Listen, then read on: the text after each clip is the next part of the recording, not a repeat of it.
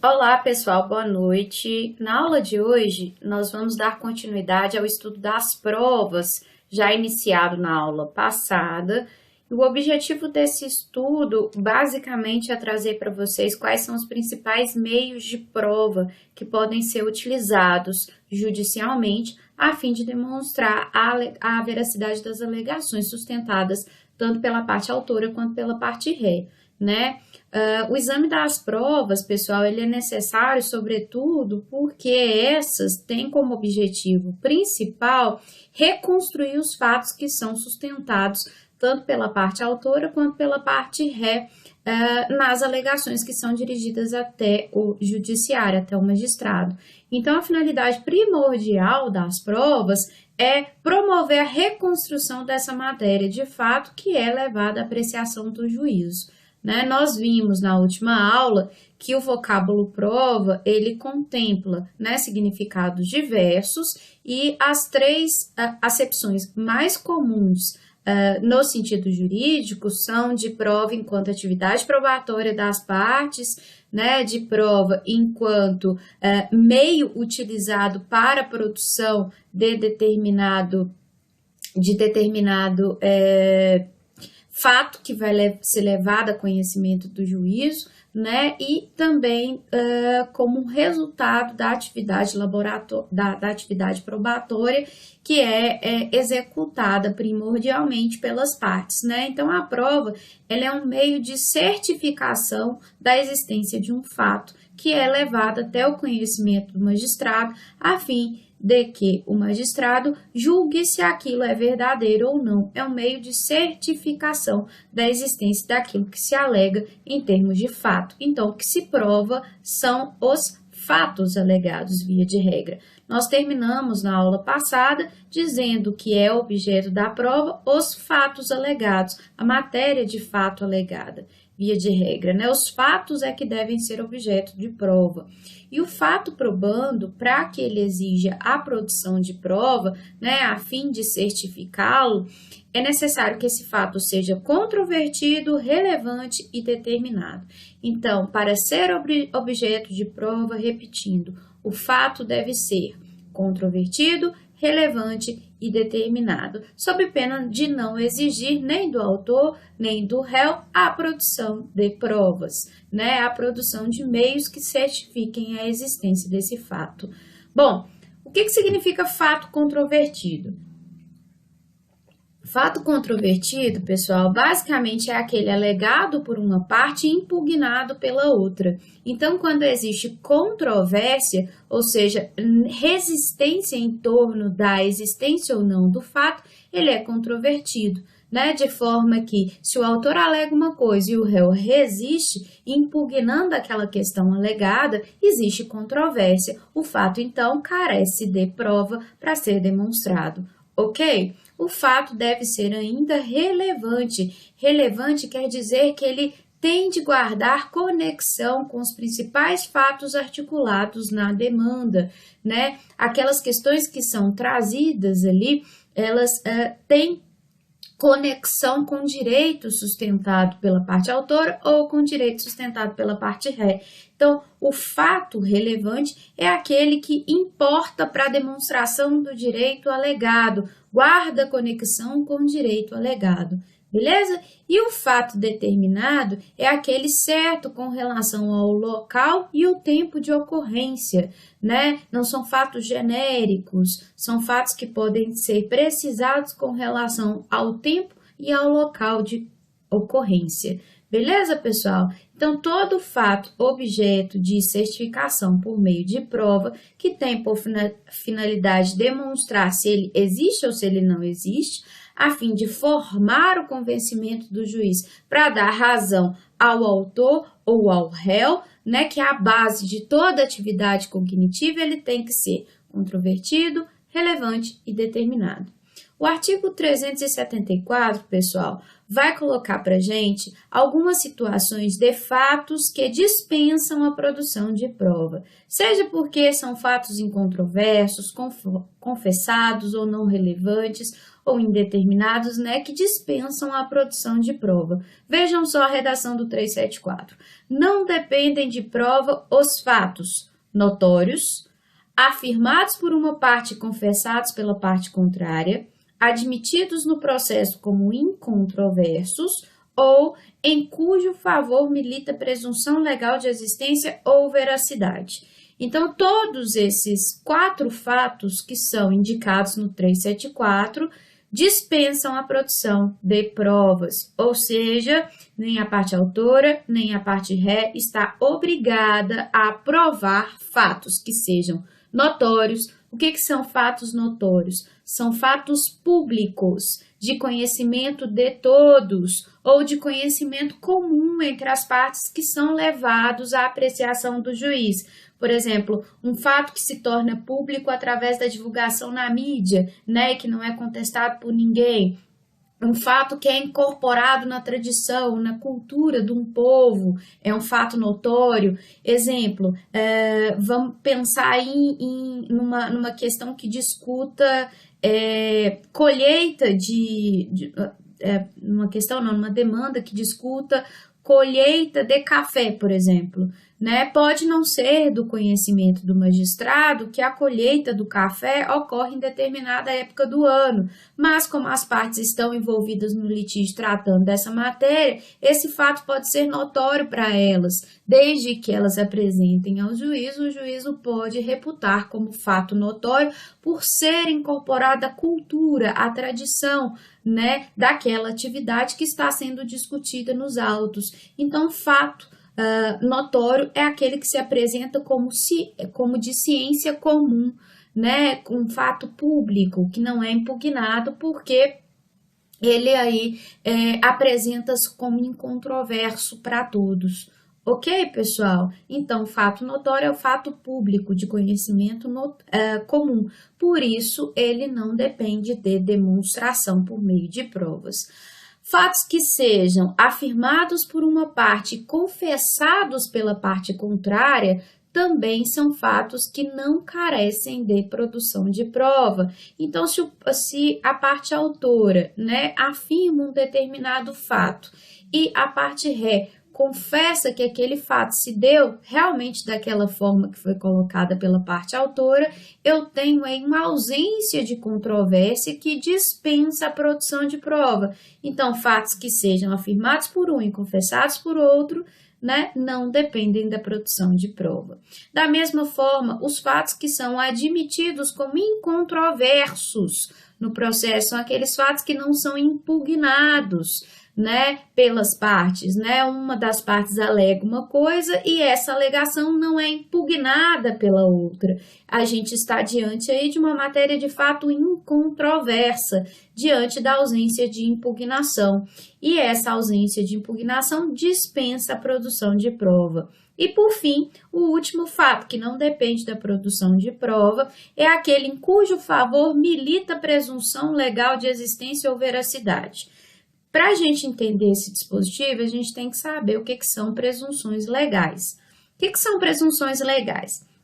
As presunções legais, pessoal, são regras jurídicas que impõem que se leve em consideração a ocorrência de determinado fato, né? Elas são normas jurídicas, né? Então, trata-se aí de uma imposição da própria lei que ordena que determinadas questões sejam levadas em consideração para se considerar que o fato de fato ocorreu, né? Para que se considere que aquele fato de fato ocorreu, na realidade ocorreu, mesmo não havendo prova cabal nesse sentido, presume-se diante da imposição que é feita pela lei que aquele fato ocorreu. Ok? Então, as presunções, as presunções legais são normas jurídicas que impõem a necessidade de que se leve em consideração a ocorrência de determinado fato, ainda que a princípio aí se possa questionar se ele realmente ocorreu ou não. Como existe, né, a determinação legal de que, caso ocorra aquela circunstância, presume-se que o fato ocorreu, a gente tem que levar em consideração o fato de que ele realmente existiu, ok? As presunções legais, que são essas regras jurídicas que impõem que se leve em consideração a ocorrência de determinado fato, elas se dividem em presunções legais absolutas, que a gente conhece como presunção iuris et de iure, né, que são aquelas que não admitem prova em contrário, e a gente tem presunções legais relativas, que também são chamadas de presunções condicionais ou disputáveis, né, que carregam aí o qualificativo em latim como presunção iuris tantum, que são aquelas em que você admite como verdadeiro determinado fato que pode não ter ocorrido, né, até que haja prova em sentido contrário, né? Então, são aquelas em que o fato é considerado como ocorrido por imposição da lei até que haja prova em contrário. É aquela que admite prova em contrário. E aí vamos dar exemplo aí de presunções legais que sejam iuris et de iure, né? E todas que a gente vai falar aqui são relacionadas ao direito processual. Uma aí que eu já citei para vocês durante as nossas aulas, as condições que conduzem ao impedimento do magistrado, seus serventuários ou do perito, as condições de impedimento descritas lá no artigo 144, parentesco, né? O fato do juiz já ter atuado como membro do Ministério Público, advogado das partes, enfim, aquelas circunstâncias lá indicadas no artigo 144 que vão denunciar para o impedimento do magistrado geram presunção absoluta, ou seja, que não admite prova em contrário, no sentido de que o magistrado é parcial, ou seja, ele não pode atuar na causa, né? Então, as condições descritas lá no 144 geram presunção legal absoluta de parcialidade, de ausência de isenção do magistrado que o impede de julgar. É um exemplo de presunção legal absoluta, né? Um outro tipo de presunção legal absoluta, descrita lá no 792, inciso 3º, que vai dizer que a penhora, uma vez levada a registro público, gera presunção de conhecimento da existência daquele gravame em relação a terceiros. Também trata-se de uma presunção absoluta. E, por fim, também já citado por nós aqui, o 256, parágrafo 3º, que trata da citação por edital, né? Quando tenta-se citar o sujeito, né, de todas as formas e não se encontra o sujeito, apesar de todas as diligências para órgãos públicos, no sentido de se tentar localizar o endereço do sujeito e não se localiza, presume-se que o sujeito está em local incerto e não sabido, né? Optando-se aí pela citação por edital. Também, neste caso da presunção que o sujeito está em local incerto e não sabido, a gente tem uma presunção legal absoluta, ok? Exemplos de presunção legal relativa. Artigo 99, parágrafo 3º, também um conhecido de vocês, declaração de hipossuficiência financeira, também conhecida como declaração de pobreza, né, prestada por pessoa física que deseja obter a gratuidade dos serviços do judiciário, né? Neste caso, a declaração de pobreza também gera uma presunção relativa aí da afirmação de hipossuficiência, ou seja, significa que se a parte contrária trouxer informações aos autos que indicam que o requerente da gratuidade não é pobre, né, essa presunção será afastada, beleza? Ela admite prova em contrário. Outro exemplo de presunção relativa, situações que indicam para ocorrência de suspeição do magistrado, seus serventuários ou peritos, né? No caso da suspeição aí, a gente tem uma presunção de parcialidade, que é relativa porque admite prova em contrário.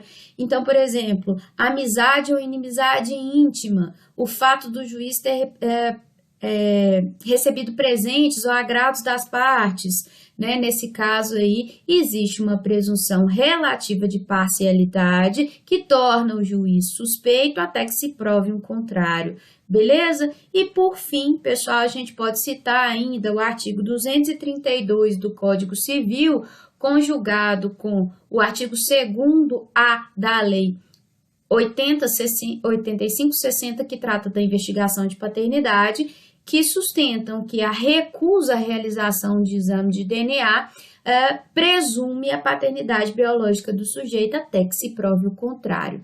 Ok, pessoal? Então, aí a gente tem que todos esses fatos sobre os quais se ergue presunção de ocorrência do fato, né, independentemente se a presunção é absoluta ou relativa, esses fatos não dependem da produção de provas, eis que se ergue, né, a presunção de existência sobre eles. Beleza, pessoal? Aqui é importante destacar que a gente está falando até agora de matéria de fato, né? De fato que seja controvertido, que seja relevante, que seja determinado e que justifica a certificação nos autos através de um meio de prova para demonstrar que o fato é verídico, né, para reconstruir aquilo que se alega. E a matéria de direito, ela carece de ser objeto de prova, né? A prova das fontes normativas, ela é necessária? Depende, pessoal. A chamada prova do direito, ela só é necessária, segundo o artigo 376, se o direito alegado for de origem municipal, estadual, estrangeira ou consuetudinária. Neste caso, pessoal, as matérias relativas à lei federal, a lei produzida no âmbito da União, né, súmulas também, enfim, aquelas matérias jurídicas que sejam de competência da União ou elaboradas, né, por órgãos da União, não precisam ser objeto de prova nos autos. Eu só devo demonstrar a existência de fontes normativas quando houver alegação referente a direito municipal, estadual, estrangeiro ou consuetudinário. Beleza, pessoal? E mesmo assim, se faltar a demonstração da existência dessas normas, nada impede que o juiz determine que a parte responsável pela sua alegação demonstre nos autos a existência desses normativos. Beleza? Não há prejuízo aí caso a parte alegue e deixe a princípio de demonstrar, né? Apenas se houver aí determinação pelo próprio juiz, é que, diante da dúvida, será necessário que a parte apresente a prova da fonte normativa alegada. Agora, com relação a direito municipal e estadual, parece ser bastante tranquilo. Agora, com relação ao direito estrangeiro, fica a dica, sempre apresente a norma por via de documento que você está alegando, né, para evitar atraso no procedimento. Não que você vá ter sua pretensão indeferida, que o juiz vai deixar de determinar a produção da prova nesse sentido, te intimar para juntar os autos. Não, mas é só para uma questão de brevidade mesmo. Ok? Então, a parte que alegar direito municipal, estadual, estrangeiro ou consuetudinário deve provar o teor da norma alegada e a vigência, né, se assim o juiz determinar. Ok, pessoal? Bom, outra questão relacionada à prova que é objeto de intensa controvérsia entre os estudiosos, a questão dos poderes instrutórios do juiz e da necessidade de fundamentação a partir de diligências relacionadas à prova, né, que em tese aí estaria diretamente relacionada à ideia de princípio dispositivo, tendo em vista que a atividade probatória primária pertence às partes que têm o direito constitucional de provar aquilo que alegam, né, e é uma decorrência da própria ampla defesa e da estrutura do processo em contraditório.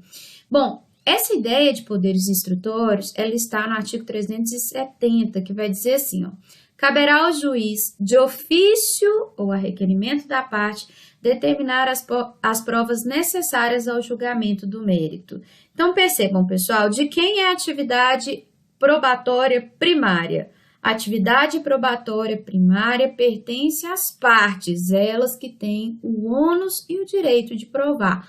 O ônus a gente vai ver daqui a pouquinho, que é a sanção que decorre, né, a consequência processual danosa que decorre aí do exercício do poder de provar. E o poder de provar, o direito de provar é das partes. É um direito fundamental das partes que, ao articularem alegações, têm o direito, né, de demonstrar que elas estão dizendo a verdade.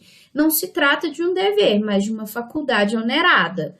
Onerada no seguinte sentido: se eu alegar uma coisa e deixar de comprovar, eu posso sofrer as consequências processuais danosas da ausência de prova, que é possivelmente uma sucumbência se a prova não aparecer nos autos, né? Isso é o ônus da prova, a gente vai ver daqui a pouquinho. Mas o que eu quero dizer para vocês com essas colocações é que pertence primariamente às partes o direito de provar, o direito de certificar a existência dos fatos alegados por meio dos meios de prova disponibilizados na lei, né? Então, ela vai produzir perícia, ela vai ouvir uma testemunha, ela vai juntar um documento, uma ata notarial, ela vai pedir a exibição de um documento, ela vai requerer a inspeção judicial, ela vai se valer dos diversos meios de prova com a finalidade de demonstrar a veracidade daquilo que ela alega, ok?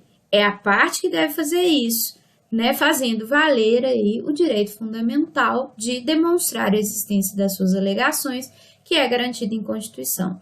Contudo, pessoal, pela leitura do artigo 370, a gente consegue verificar que também é delegado ao juiz o poder de produzir provas, de determinar, melhor dizendo, de produzir não, porque ele não produz, o direito de determinar a produção de provas, ainda que não haja requerimento das partes.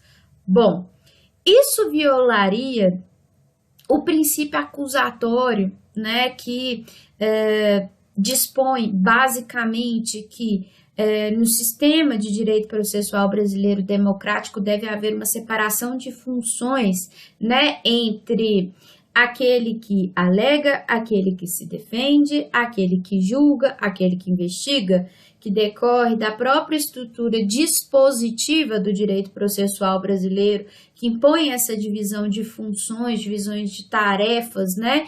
E diz que o juiz só age mediante provocação das partes, né? Ele não inicia nada de ofício e ele atua no procedimento como impulso oficial, mas só mediante provocação. Isso não violaria, porque quem tem o ônus da prova é as partes. Então, para que haja, né, uma conformação constitucional desse dispositivo com a garantia de imparcialidade e com os direitos do contraditório, da ampla defesa e da defesa técnica, né, do advogado, né, qual é a interpretação que tem que ser dada a esse poder do juiz de provar, de instruir, e por isso poder instrutório, né? Instruir, repetindo, significa produzir provas. Aqui o juiz tem poder de instruir ao determinar a produção das provas. Ele pode fazer isso sem iniciativa das partes? Não. Para que haja interpretação constitucional desse dispositivo, pessoal, é necessário se dizer que o poder do juiz de determinar a produção das provas ele é supletivo à iniciativa das partes. Ou seja, o juiz só pode determinar a produção de prova se ele tiver em dúvida e não houver atividade probatória suficiente por parte daqueles que têm o direito de provar, por parte dos envolvidos na lide. Então, a interpretação aqui é de que os poderes do juiz de instruir a demanda são supletivos, complementares. Eles só devem atuar em caso de dúvida ou necessidade de complementação da atividade probatória que foi inicialmente desempenhada e solicitada pelas partes.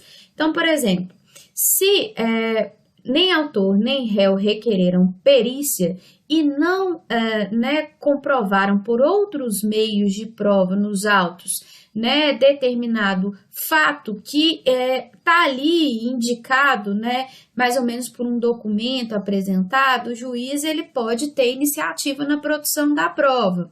Agora percebam, a primeira coisa que tem que ser avaliado no caso é quem possui o ônus. Porque se o autor tem o ônus de provar, foi dada essa oportunidade para ele e ele deixou de provar, o juiz não pode provar no lugar dele.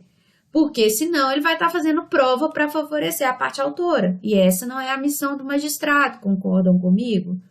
Da mesma forma, se a gente pensa no processo penal, isso é ainda mais grave, porque pensa, quem tem o ônus de provar é a acusação, é quem acusa. Imagina se a acusação, o Ministério Público, não consegue comprovar que o sujeito acusado é autor de determinado delito, porque falta indicativos de autoria ou prova da materialidade e o juiz manda produzir prova. O juiz praticamente vai estar condenando o sujeito, violando o direito de ação que é do Ministério Público e a imparcialidade que ele, magistrado, deve deter. Então, para que o magistrado não atue como advogado das partes que têm o ônus de provar, ele só pode atuar supletivamente ali, caso haja iniciativa primária das partes, produzindo uma prova e ele ainda possuir algum tipo de dúvida ali. As provas, por exemplo, as partes provaram por documento, o juiz ficou em dúvida, ele pode determinar a produção de uma perícia complementar ali. Ele não pode ter a iniciativa de pedir o que a parte ou a parte autora deveriam ter pedido e não pediram. Ok? Então, os poderes instrutórios, para serem constitucionais, conformados com a garantia do princípio dispositivo e da imparcialidade decorrente do juízo natural, é necessário que eles sejam vistos aí nessa ótica de suplementaridade, Eles só podem ser vistos como poderes supletivos, ok? Diz o parágrafo único do 370 o seguinte: o juiz indeferirá em decisão fundamentada as diligências que reputar inúteis ou meramente protelatórias. Aqui, esse parágrafo faz referência à necessidade de fundamentação das decisões que, porventura, indeferirem alguma diligência probatória solicitada pela parte. Caso o juiz repute que essa diligência é inútil ou meramente protelatória, ele tem que, ao indeferir a diligência, fundamentar a sua decisão sob pena de ser considerado cerceamento de defesa, ou seja, violação da garantia do direito de provar, que está diretamente associada à ampla defesa. Então, a fim de se evitar aí o cerceamento de defesa, toda vez que o juiz indefere diligências probatórias por reputar que elas são inúteis ou meramente protelatórias, tem intenção aí de protelar o procedimento, o juiz deve fundamentar a sua decisão de modo claro, coerente e preciso. A gente vai ver no próximo semestre, quando nós falarmos dos recursos, que infelizmente, as decisões que contemplam indeferimento de prova não são objeto de recurso imediato. Elas não demandam a possibilidade aí de interposição de recurso imediato. Contudo, caso a parte que teve a prova indeferida venha a perder no final do processo, ela tem o direito de interpor recurso de apelação e lá no recurso de apelação impugnar o indeferimento da prova que se deu lá no passado. É por isso que aquela decisão que indeferiu a prova lá no passado tem que ser fundamentada, para dar à parte a oportunidade de impugnar especificadamente as razões da decisão que está sendo combatida no recurso. Ok, pessoal? Bom, dando sequência, outro ponto que a gente tem que destacar ainda quando a gente fala de prova é a questão da valoração da prova. O que é a valoração da prova? A valoração da prova, pessoal, é a indicação que é feita pelo magistrado no sentido de certificar de que a prova existe, que ela foi produzida e de se atribuir determinado valor àquela prova, né? Então, a valoração, ela contempla essas duas dimensões. Ela consiste na conduta do magistrado considerar que aquela prova existiu, que ela foi produzida, que ela está nos autos, a consideração da existência da prova produzida nos autos e a atribuição de valor a ela, né, de um valor relativo, dizendo que um fato existe, mas não é uma prova absoluta, ou uma atribuição de valor absoluto, dizendo que aquela prova realmente demonstrou, certificou a existência do fato.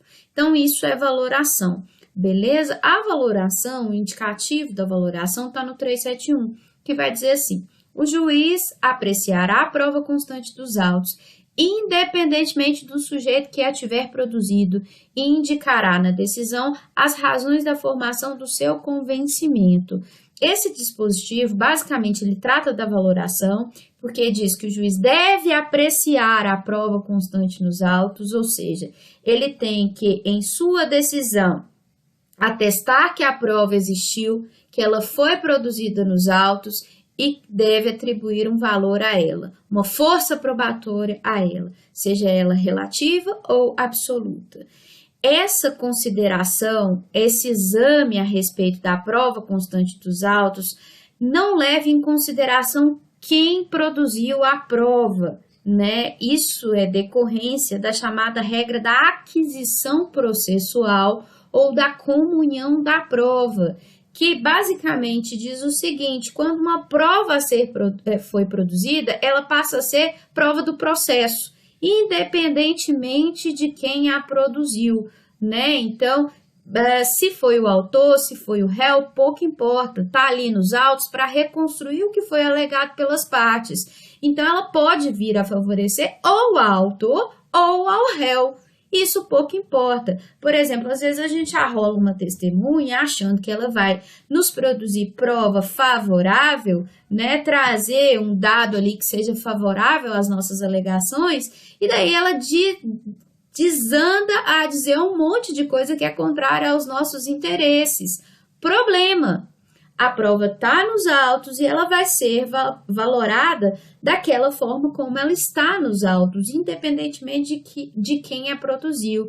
De repente, eu tenho que juntar um documento porque o juiz determinou a exibição desse documento a pedido da parte contrária e é um documento comum que faz prova contra mim. Eu tenho culpa? Não, a prova é do processo, a prova é dos autos, porque ela se torna comum a partir do momento em que ela foi produzida, e daí a aquisição processual. A prova foi adquirida pelo processo, os fatos ficaram fixados nele, né? E aí, independentemente de quem produziu, não é porque eu produzi que o teor da prova será sempre favorável a mim, ok? E esse dispositivo indica ainda, pessoal, a necessidade, né, ou o dever de motivação racional das decisões que tem a ver com a produção da prova. Vejam, o juiz apreciará a prova constante nos autos, independentemente do sujeito que tiver a produzido, e indicará na decisão as razões da formação do seu convencimento. Então,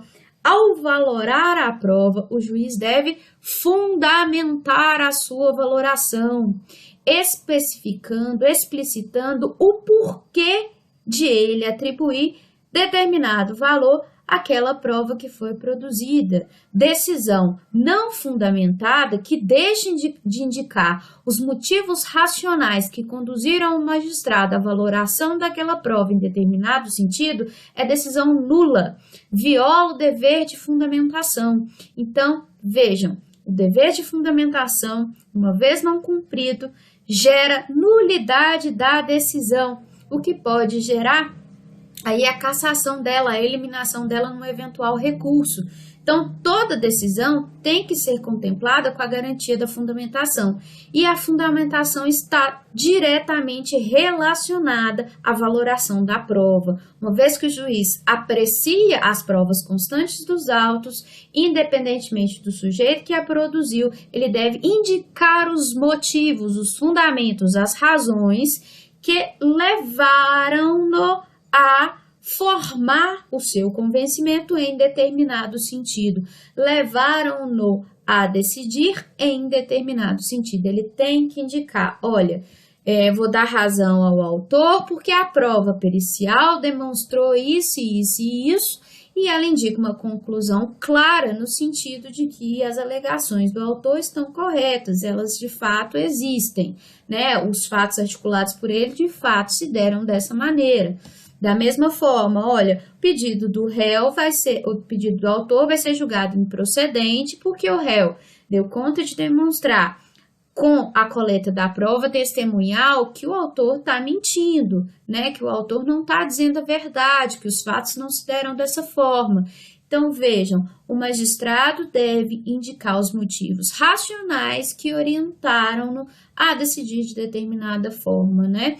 É por isso decorre aí do fato de que o convencimento do magistrado não é livre. Não existe livre convencimento motivado. Ou ele é motivado ou ele é livre. Ele não pode ser livre e motivado. Uma coisa é o convencimento livre, que depende do íntimo do juiz, né, das máximas da experiência privada dele, da consciência subjetiva dele, né, que é uma vertente completamente autoritária de prova, né? Aqui, né, no direito processual brasileiro, a regra da valoração da prova é de motivação racional, ou seja, o juiz, ao apreciar a prova, ele deve motivar, indicar as razões que o levaram a decidir de determinada forma, sempre em consideração as provas que foram produzidas nos autos, ok? Especificando aquelas que existiram e que foram avaliadas por ele. Beleza, pessoal? Então, o convencimento é motivado, não existe livre convencimento, é convencimento racional, motivado. Esse é o princípio que orienta a valoração da prova, ao lado da aquisição processual. Beleza, pessoal? Bom, outra questão que deve ser colocada ainda com relação a essa parte geral de provas, prova emprestada. Quem nunca ouviu falar em prova emprestada? Prova emprestada, pessoal, é prova produzida em outro processo que vai ser transportada para gerar a prova numa segunda ação, né? Então, por exemplo, eu produzi um exame de DNA numa ação de investigação de paternidade, da qual fizeram parte eu e meu pai. Nessa ação de investigação ficou atestado que de fato o sujeito é meu pai, o pedido foi julgado procedente e o nome do meu pai foi inserido na minha certidão de nascimento. Nessa ação eu não solicitei alimentos, ok? Aí, antes mesmo de haver a retificação, o resultado dessa decisão, né, dessa demanda em que eu discutia a questão da paternidade, eu decidi promover uma ação de alimentos em face do meu pai. Só que meu pai não é o pai registral ainda, porque não houve sentença naquela primeira demanda ainda. Contudo, já houve produção de exame biológico que atesta que o sujeito é meu pai. Tem 99,5% de chance de ser meu pai. Quer dizer, o resultado daquela primeira demanda será de procedência diante da certificação do fato de que o sujeito é meu pai. Percebam, eu posso perfeitamente, tendo em vista que aquela primeira prova produzida na primeira ação, prova biológica, foi produzida em contraditório, com participação de ambas as partes, requerer, né, a prova emprestada para que aquele meio de prova produzido ali, o resultado do exame de DNA, seja transportado para a segunda ação como prova documental, né? Então, a prova emprestada, ainda que tenha sido produzida de outra forma que não a documental, né, na primeira ação proposta, ela vai ser transportada para a segunda ação de forma documentada, né? Ela vai se inserir na segunda ação como uma prova documental, né? Ela pode ser um laudo pericial, pode ser a coleta de uma testemunha que já foi ouvida, pode ser uma prova biológica, né? Ela vai entrar para o segundo processo aí, como prova documental. Vejam só o que o 372 diz ao tratar da prova emprestada. O juiz poderá admitir a utilização de prova produzida em outro processo, atribuindo-lhe o valor que considerar adequado e observado o contraditório. Então, é perfeitamente possível, pessoal, por questões de economia processual, desde que haja observância do contraditório na produção da prova, que uma prova produzida em outro procedimento seja aproveitada numa ação posterior. A exigência que aqui se faz, pessoal, é que ambas as partes, né, que estão participando do procedimento atual tenham participado da produção da prova obtida em procedimento anterior. É essa a exigência do contraditório, ok? Ambas as partes ali que estão participando do procedimento, do segundo procedimento, tem que ter participado da produção da prova emprestada lá no procedimento anterior, ok? Porque senão ela não é prova, ela vai ser só um indicativo ali, um indício. E o juiz, ao atribuir valor à prova produzida em outro processo, à prova emprestada, ele deve, da mesma forma, né, justificar as razões pelas quais ele está atribuindo aquele determinado valor à prova emprestada. É muito importante se observar aí, na prova emprestada, também se existem questões sigilosas envolvendo outros sujeitos, né, que pode vir a limitar a produção da prova na forma emprestada, né? Então, isso também é importante ser observado. E pouco importa a questão da competência. Se a competência de juízo for diferente, ou de foro, né? For diferente de juízo, sobretudo, for diferente aí, da ação atual e daquela em que houve a produção da prova que vai ser emprestada, que vai ser transportada para o procedimento atual, não tem problema, né? Por exemplo, imaginem que a prova emprestada tenha sido produzida no juízo civil e agora ela vai ser utilizada no juízo de família, tem problema? Não, não tem problema, né? Da mesma forma, imaginem que a prova emprestada tenha sido produzida no juízo civil e ela vai ser utilizada agora na Justiça Federal, né, para uma questão previdenciária, a competência material é diferente, tem problema? Não há obstáculo para isso. Ok, pessoal? Então, a prova emprestada aí tem essa relevância por importar em economia processual muitas vezes. Ônus de prova. O que é o ônus de prova, né? E aí já nos encaminhando para essa parte final do exame geral da categoria prova, para a gente falar dos meios de prova, que são vários e a gente vai demandar bastante tempo. O ônus de prova não é nenhuma novidade para vocês.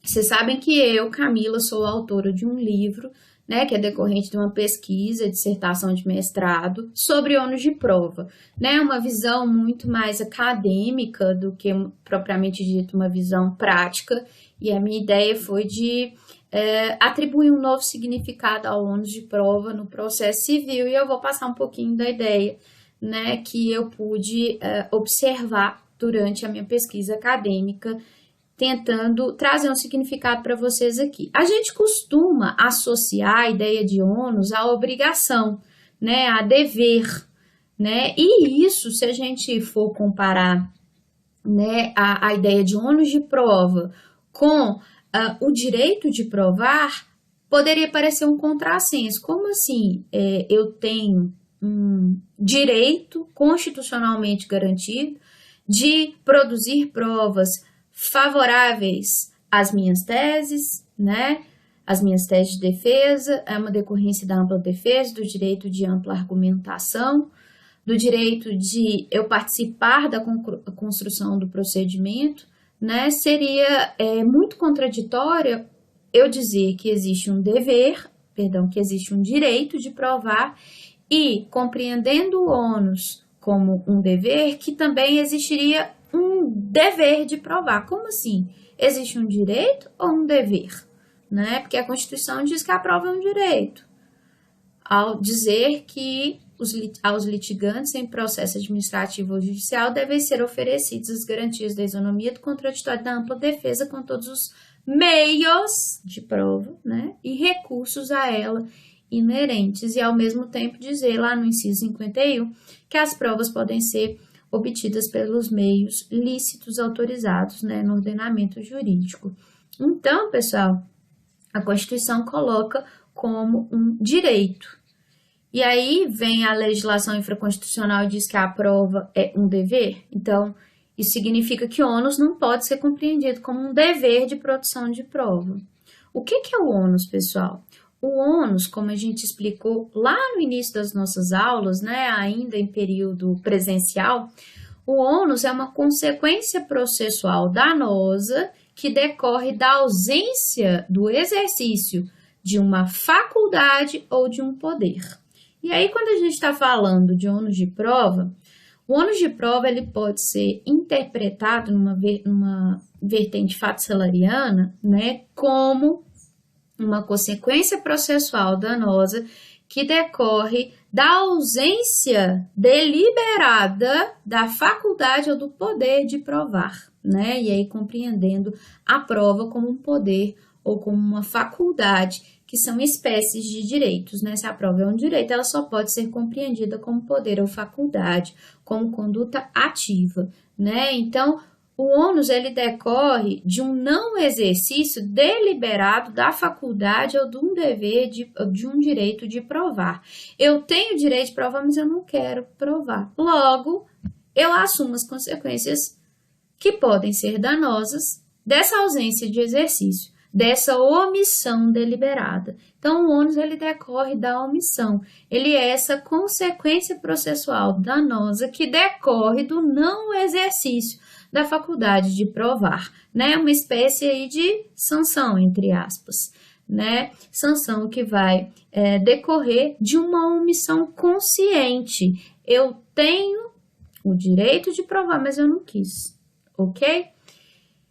É por isso que, em algumas situações, a distribuição dos ônus ela pode ser alterada, porque, diante de determinadas situações, aquele a quem a lei atribui a consequência processual danosa decorrente da ausência de prova, não pode provar.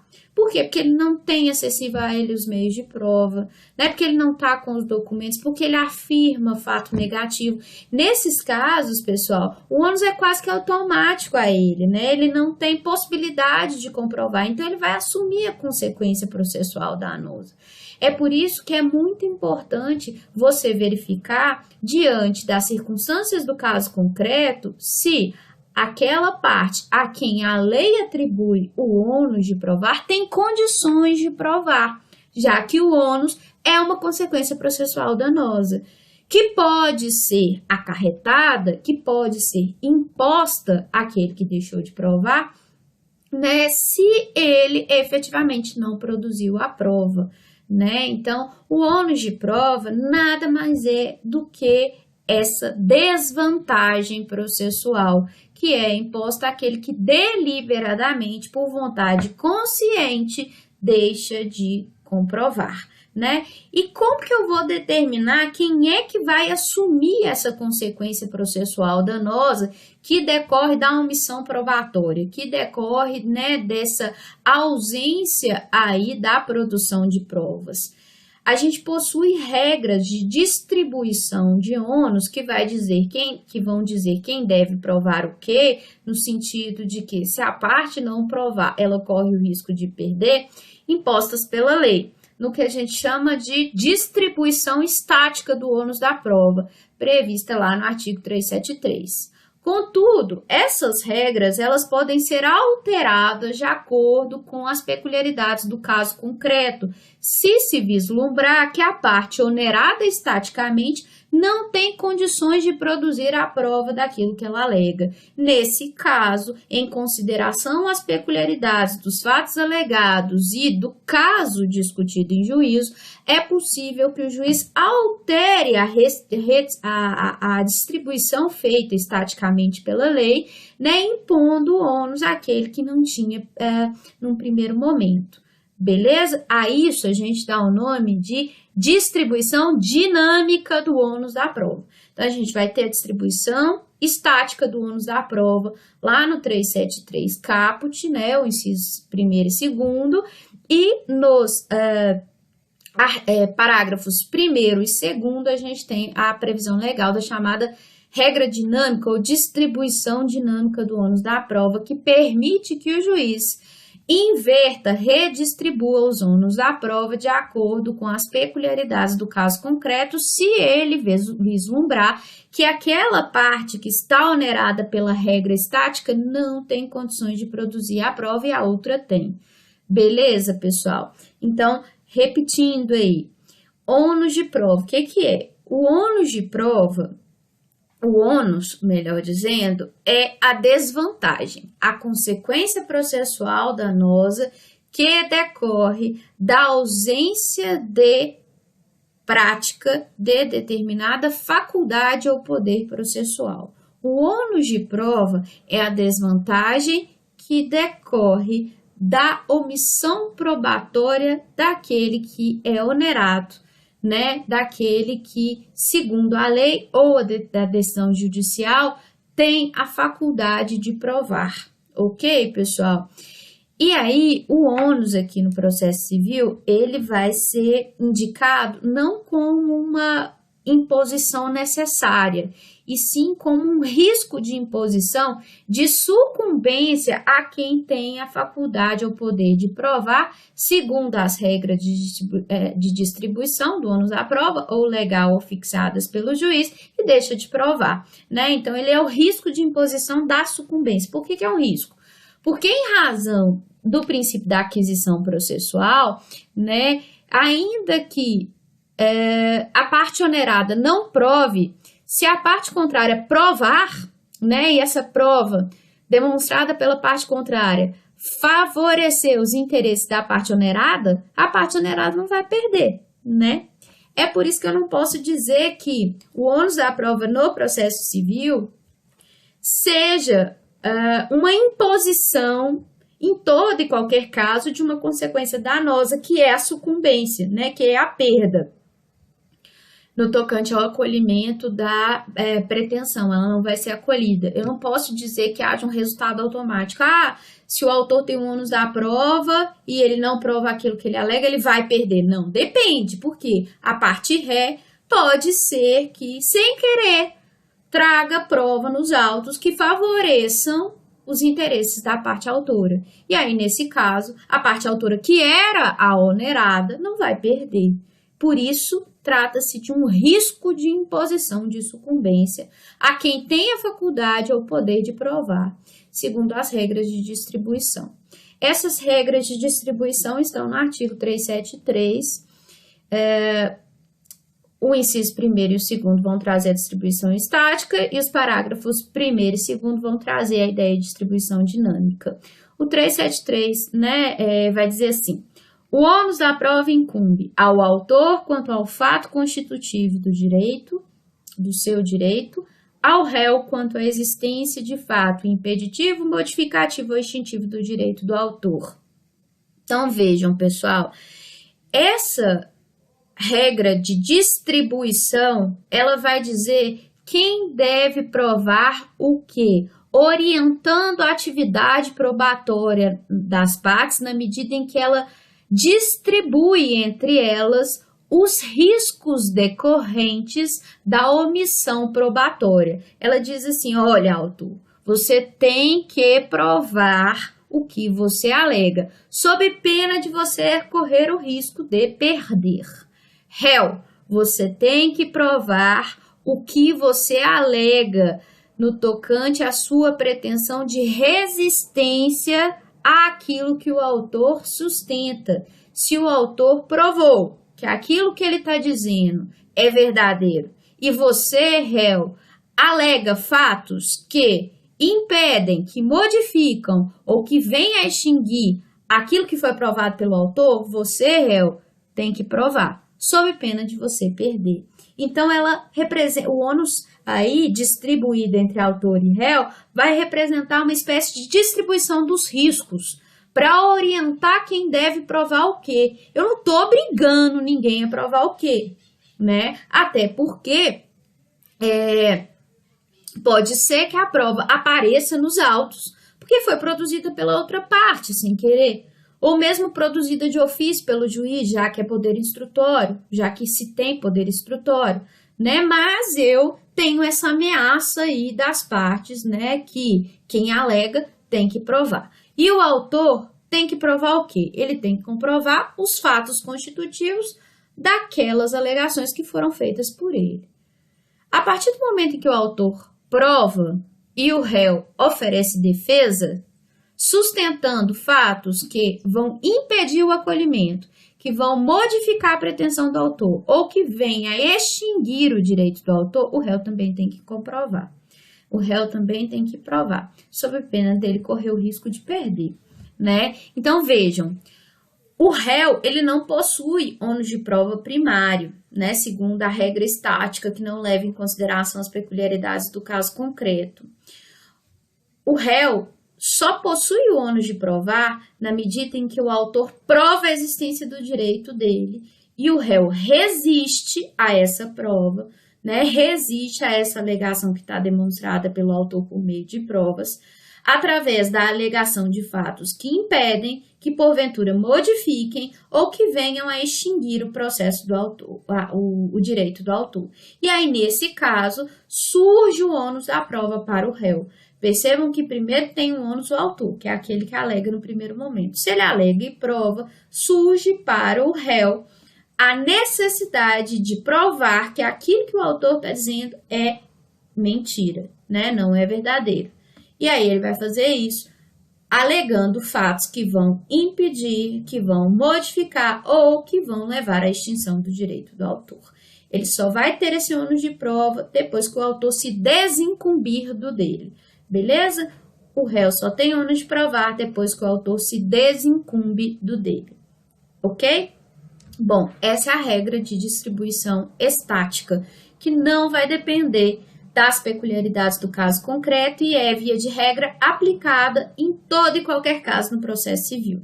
Contudo, percebeu-se que, em várias situações, essa regra de distribuição estática conduzia a injustiças, motivo pelo qual se deu origem à criação aí do disposto nos parágrafos 1º e 2º, que vão reger a chamada distribuição dinâmica do ônus da prova. Essa distribuição dinâmica é uma novidade do CPC de 2015, apesar de já ser acolhida na jurisprudência há muito tempo e já existir na forma de inversão do ônus da prova lá no Código de Defesa do Consumidor desde 1988. Perdão, desde 1990, quando o CDC entrou em vigor. Lá, a redistribuição é chamada de inversão do ônus da prova, né? E ela ocorre quando o consumidor tem dificuldade de produzir a prova porque ele é hipossuficiente e as alegações dele são verossímeis, né? E aí se pode impor o ônus de provar as alegações ao réu, né? Que é um fornecedor de serviço. Agora, aqui a gente tem uma previsão genérica que é cabível em toda e qualquer demanda cível, quando, nos casos em que a lei, diante das peculiaridades relacionadas à impossibilidade ou excessiva dificuldade de cumprir o encargo nos termos do caput, ou a maior facilidade de obtenção da prova de fato contrário, o juiz pode atribuir o ônus da prova de forma diversa, desde que o faça por decisão fundamentada, caso em que deverá dar à parte a oportunidade de se desincumbir do ônus que lhe foi atribuído. A decisão prevista no parágrafo 1º desse artigo não pode gerar situação em que a desincumbência do encargo pela parte seja impossível ou excessivamente difícil. Percebam aqui, pessoal, que o dispositivo encara o ônus como uma espécie de encargo, que é mesmo, né? Porque ele é uma distribuição dos riscos que vai gerar uma espécie de ameaça à parte, apesar da prova ser um direito dela, né? À medida em que eu imponho o ônus para a parte, ela está sendo atribuída a ela um encargo de provar sob pena dela perder, né? Havendo o risco dela perder caso ela não o faça, né? Então, vejam só, esses dois dispositivos, eles vão indicar que, caso a alegação seja muito difícil de ser demonstrada, efetivamente, né, excessivamente difícil de ser demonstrada por aquele que alega, por aquele que tem o ônus, né, o que representa uma dificuldade de cumprir o encargo, e a outra parte, né, tem uma facilidade de obtenção da prova de fato contrário, né, o juiz pode atribuir o ônus de forma diversa, que pode atribuir, por exemplo, o ônus da parte autora à parte ré, e inverter a distribuição de ônus a fim de possibilitar a produção da prova. Um caso bastante comum, pessoal, é de alegação de fato negativo, quando o réu tem condições de demonstrar a existência dos fatos. Por exemplo, o autor diz que não deve, só que ele não tem como comprovar essa alegação. Contudo, o réu tem o contrato para demonstrar que o autor deve. Então, vejam, o réu, que é titular do contrato, ele tem como, né? Porque, por exemplo, foi um contrato de adesão que ele coletou a assinatura do autor, o réu tem como demonstrar a existência do fato contrário, ou seja, de que, de fato, existe um documento que demonstra que o autor contraiu a dívida. O autor não tem como demonstrar o fato negativo, o réu tem. Então, poxa, se é fácil para o réu demonstrar, vamos inverter o ônus da prova. Quem tem o ônus de provar aqui é o réu e não o autor que afirma fato negativo impossível de ser demonstrado. E aí, nesse caso, se o réu, obviamente, tendo a possibilidade de provar, deixa de fazê-lo, ele é que vai arcar com as consequências disso e sofrer uma possível sucumbência. Beleza?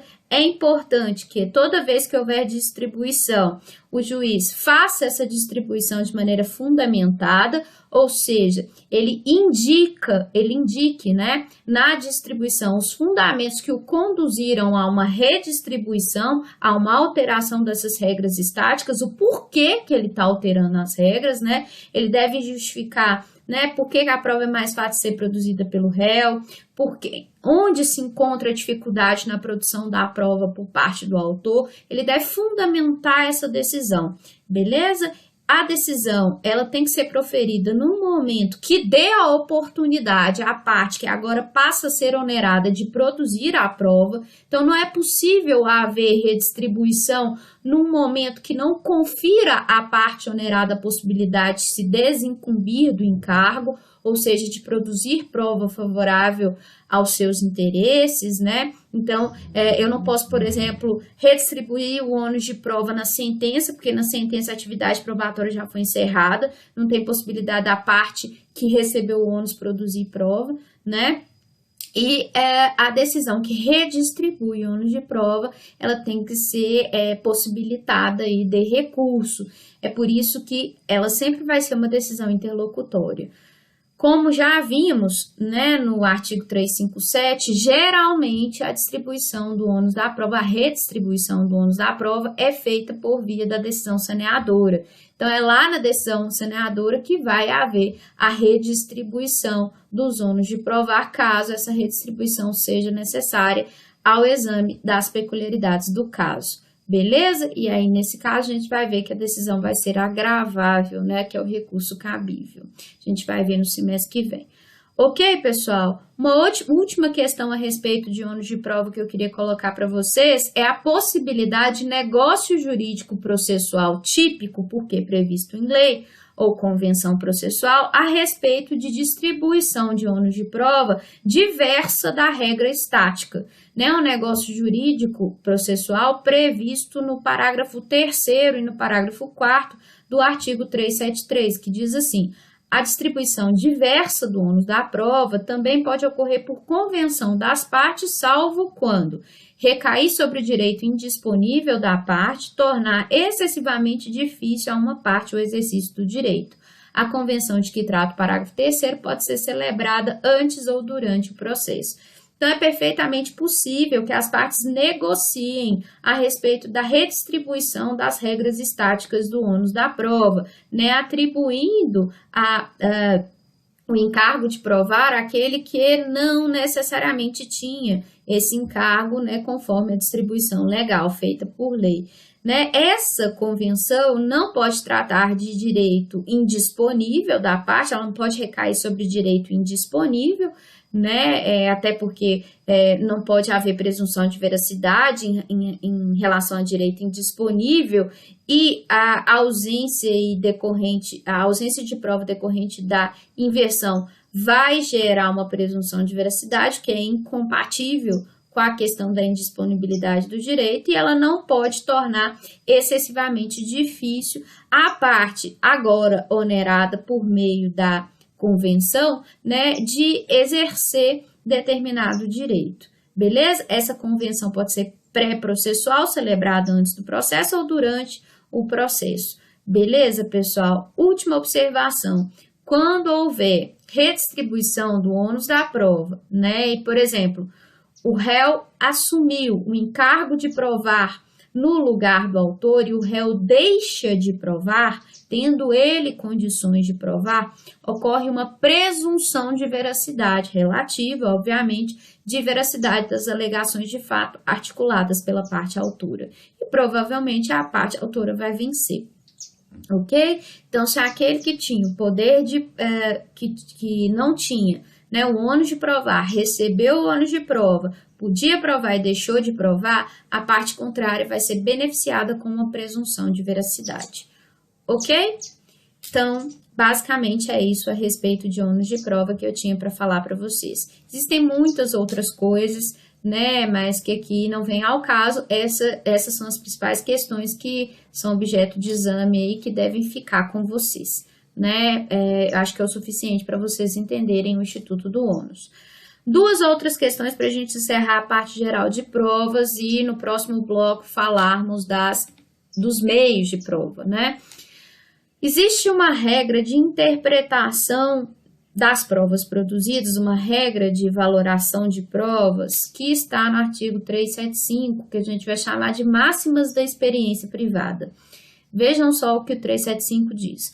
O juiz aplicará as regras da experiência comum, subministradas pela observação do que ordinariamente acontece e ainda as regras da experiência técnica, ressalvado quanto a essas o exame pericial. O que esse enunciado normativo diz?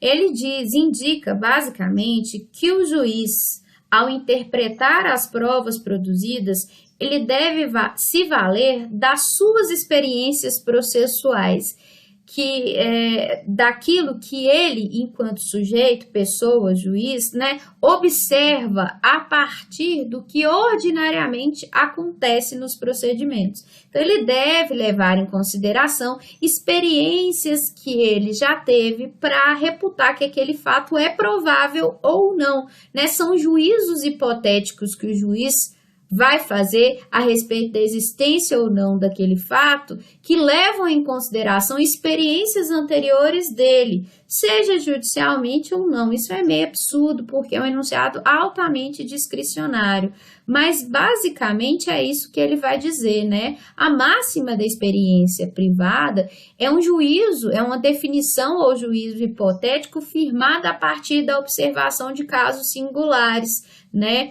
O juiz, por essa observação, vai levar em consideração como uma presunção que aquele fato ocorreu ou não ocorreu em razão da previsibilidade dele, porque ele observou que esses fatos já ocorreram em ocasiões anteriores ou nunca ocorreu, né?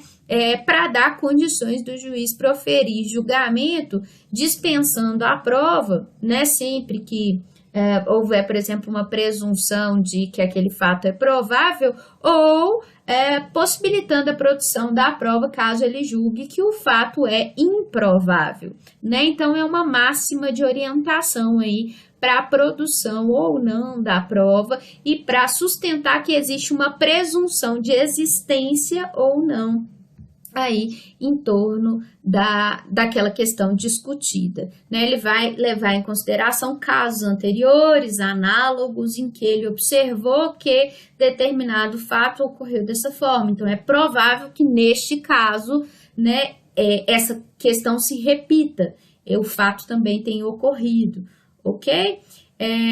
E o juiz deve observar ainda regras da experiência técnica, que são basicamente aquelas regras que devem levar em consideração, né, conhecimentos que ele, magistrado, não tem. E aí ele depende da prova pericial, ele depende da opinião de especialistas que vai vir aí por meio da prova pericial, e se for o caso de amit curiae, né, que a gente já viu também, que é uma modalidade de intervenção de terceiros que possibilita, né, que pessoas com expertise naquele assunto tragam conhecimentos necessários aí para esclarecer determinada questão com o intuito de influenciar, não de produzir prova, né? Produzir a prova vai ser por meio da perícia, mas no intuito de esclarecer algum ponto ou questão, né? Bom, então essas são as regras de interpretação, né, na valoração da prova. E, por fim, duas questões ainda com relação a essa parte geral de prova, são os deveres cooperativos das partes e de terceiros em relação à produção de prova, que estão descritos no 379 e no 380. O 379 vai dizer assim: o direito de não produzir prova contra si própria incumbe à parte. Preservando o direito de não produzir prova contra si própria, incumbe à parte comparecer em juízo respondendo ao que lhe for interrogado, colaborar com o juízo na realização de inspeção judicial que for considerada necessária, praticar ato que lhe for determinado. Então, vejam, pessoal, é preservado o direito da parte de não produzir prova contra si, né? Então, o direito de permanecer em silêncio para não produzir prova contra si mesma, né? Um corolário que deve reger a produção da prova. Ninguém pode ser obrigado a produzir prova contra si mesmo, de forma que a parte tem o direito de ficar em silêncio. Contudo, ela deve fazer o quê? Comparecer a juízo respondendo-lhe ao que lhe for interrogado. Obviamente, né, a gente vai ver que existem algumas restrições aqui para depoimento pessoal depois, né, colaborar com o juízo na realização de inspeção judicial, que são as vistorias realizadas pelo juiz, quando for necessária, e praticar os atos que lhe foi determinado, sob pena dela violar a decisão judicial, né, apesar dela de ser resguardada ela o direito de ficar em silêncio, para não responder questões vexatórias, que estejam sob sigilo e etc, etc. Incumbe ao terceiro, em relação a qualquer causa, informar ao juiz os fatos e circunstâncias de que tenha conhecimento, exibir coisa ou documento que esteja em seu poder. Poderá o juiz, em caso de descumprimento, determinar, além da imposição de multa, outras medidas indutivas, coercitivas, mandamentais ou subrogatórias. A gente vai ver que o terceiro, pessoal, ele pode ser intimado a testemunhar, né, arrolado como testemunha, quando ele conhece os fatos e pode trazer a juízo conhecimento desses fatos, e ele pode ser intimado também para exibição de documento ou coisa que esteja em seu poder quando esse documento ou essa coisa for necessário para o desate da controvérsia. E aí, para coagir o terceiro, nessa segunda hipótese, o juiz pode impor multas, né, determinar a busca e apreensão de coisa, a entrega, né, mediante depósito da coisa, né, medidas que possam coagir o terceiro à entrega do documento ou da coisa. Ok, pessoal? É só isso a respeito disso tudo, a respeito de parte geral de provas que eu tinha para falar para vocês. A gente continua no próximo bloco com meios de prova, ok? Obrigada e tchau, tchau. Até já!